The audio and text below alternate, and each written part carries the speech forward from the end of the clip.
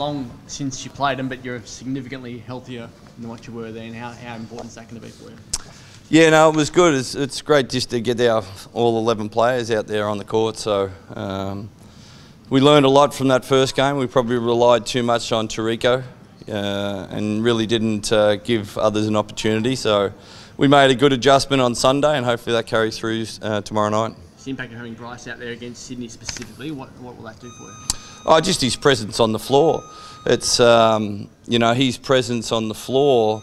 Last weekend, I think he had, 2 points to half-time. We still scored 51 or 2 points, and he stretches the defence out. He makes guys guard him close, which creates opportunities for other people. So was that him not scoring and you guys going well? Was that an impact of that change that you made because of too much emphasis on Tarico in that Sydney game? Well, Bryce just plays what's in front of him, and he's unselfish and guys got going. So it was more so of the other guys got it going and he's quite happy. But when he needs to take control, he does that as well. Tom, has it been getting better and better? Yeah, well, look, it's something he's going to have to play with. He did a good job of playing with it in the discomfort, especially with the shooting hand. But I was so pleased to see the ball go through the net in the second half. It was good. Now he's a little bit comfortable with it. He's got a couple of training sessions under his belt now, so it's just the comfort level that he's got to play with. And medically, what was it exactly? Like, what did you pinpoint? Yeah, well, look, basically, if he didn't have a couple of tendons, if he didn't have a couple of tendons hanging on, he would have had surgery. So, it was a pretty significant injury, and he's doing a good job to be out there on the court. Yeah, and for the rest of the season, it's just he has to deal with that now. Or do you think at some point? Yeah, look, I'm not an expert in that. I'll just what they tell me, but hopefully it's getting better every day, and he's learning to play with it, and it'll get better over the course of the journey. Yeah. Andrew Bogut, round 2. Yeah, look, Bogues is he played a great game against New Zealand last week, so he's certainly a handful. Yeah, how do you go about just trying to control him? Because, as you said, he's been so good recently.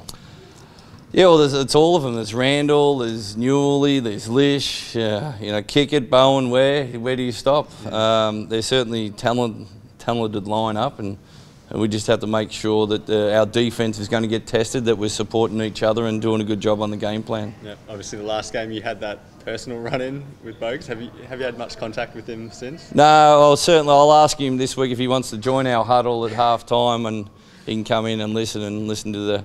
If I had known that, we could have offered him a contract. He wanted to listen to me talk that much. What will you do if you get an opportunity, like if it's last 2 minutes is close, the refs are going and checking something, you want to talk to your players, and now you know that he's going to wander over. Have you got... Probably the same thing I did last game. Is stay away. I'm going to talk to my players, and hopefully that doesn't eventuate. Because he's made it clear that it works because he can hear things, and you've made it clear you're not going to let him stand there. So something that's going to come to a head at some point. Yeah, we'll just tell him we're putting him in the pick and roll. So that's fine.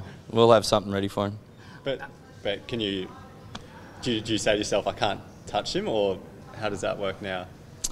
Oh, look, it was more of a hand was out there to stay away, then he grabbed it and wouldn't let go, so I said, get out of here. So it was, same thing. 30 seconds later, we smiled about it, had a bit of fun with it, but, it wasn't anything malice in there at all. It was just I was trying to talk to the players, talk to our players. So if he does do it again, you just have to kind of almost accept it. I'll shoo him away. Hopefully the Red Army will help me and direct him towards the bench that he needs to go to and the coach he needs to listen to. Yeah. From a team perspective, you had restricted minutes for a lot of guys in the last couple of games. Are all restrictions off yet, or are there still guys who you have to manage? Yeah, we're managing right now. Nick's not training, so you won't see him out in the court. And it's more of a managing his workload with the Boomers and coming back. And Mitch we're mindful of that. And Damo's, it'll be managed throughout the course of the year. Just with his history and injuries, we want to make sure that they're peaking on game day and not beforehand. So our medical staff are doing a really good job of that.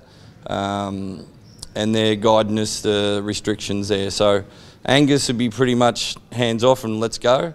And it'll be a few others game by game, see how they pull up. So is Nick going to be on restrictions for the game or just No, just today, yeah.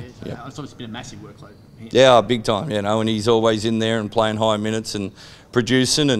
And we had our big day yesterday, and now's a little bit lighter day to be sharpened up for this game tomorrow night. And Mitch was sore as a boil in that first one back. How's he feeling now? Yeah, in hindsight, he probably shouldn't have played against the Kings.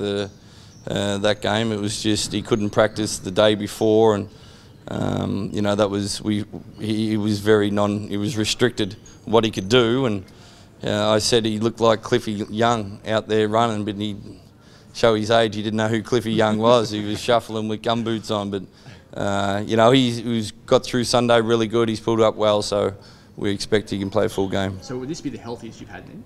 Well, yeah, since the start of the year, yeah. Must be nice. It's good to get our 11 there. I don't think we're all 100%, but we're moving in that direction, which is a good time to do it. For the fans, this is one game they really want to see. They probably had it penciled in for a while. The atmosphere is normally electric. Do you think it will go up even to a new level? Yeah, well, it's a big one, isn't it? You're playing against one of the big dogs of the league. You know, they recruited exceptionally well. They've done that the last couple of years, and they bring an NBA champion in. You know, and it's probably the best Australian basketball we've produced. It doesn't get any bigger than that. If we're not ready for this now and the competition, it's you know, it's a good sign where we are at. I know you're not the first one over before you worry about the second one, but when you go Sydney into Melbourne in one weekend, it's a pretty big draw. Do you sense that there's a different feeling in the build-up to the entire weekend just within the group? Yeah, no, look, our focus has been on Sydney. We'll play this game and then move on to the next. Perfect. Cool. Thanks, Trevor.